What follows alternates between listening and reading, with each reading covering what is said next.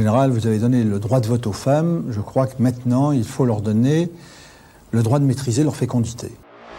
Puissance. Puissance. Puissance. Parole. Parole. Puissance. Puissance de parole.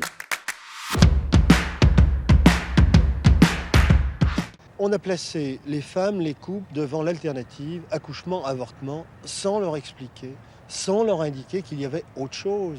Je fais partie de la génération qui, à l'époque, était une jeune génération. Et en Angleterre, j'ai découvert la contraception qui déjà commençait à exister. Et je m'étonnais, je me disais, tiens, mais pourquoi il n'y a pas la contraception en France ? Et j'ai appris par la suite que ce qu'était la loi de 1920, qui faisait un amalgame entre la contraception, l'avortement, avait réprimé sévèrement la contraception, interdisait même d'en parler. Il fallait mettre en place toute une législation. Alors bien sûr, tout d'abord, nous autorisons l'utilisation et la vente des produits contraceptifs uniquement en pharmacie, bien entendu, et sur ordonnance. Pourquoi ? C'est pour préserver les utilisatrices elles-mêmes.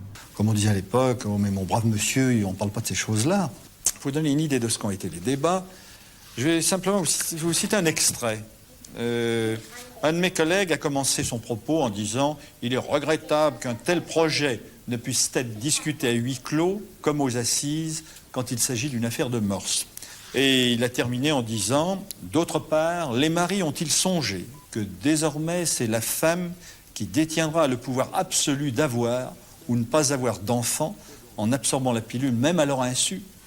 Les hommes perdront alors la fière conscience de leur virilité féconde et les femmes ne seront plus que des objets de volupté stérile. » Voilà ce qu'on a entendu le 1er juillet 1967, c'est au journal officiel, à l'Assemblée nationale, et puis aussi pas mal d'autres choses. Parce que je pense que la contraception doit se vivre à deux. Désormais, le problème des mineurs se trouve définitivement réglé. Le problème de l'accès aux contraceptifs pour les femmes les plus modestes aussi. La France a enfin une législation qui est une des plus avancées des États qui nous entourent.